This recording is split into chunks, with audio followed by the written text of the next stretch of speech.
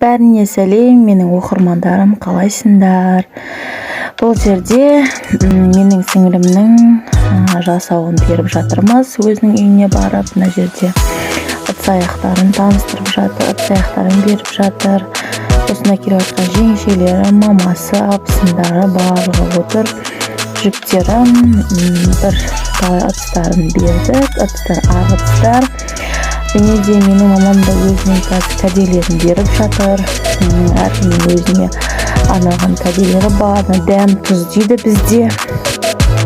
Үйіне, отбасына осындай алма, банан сондайлар бердік.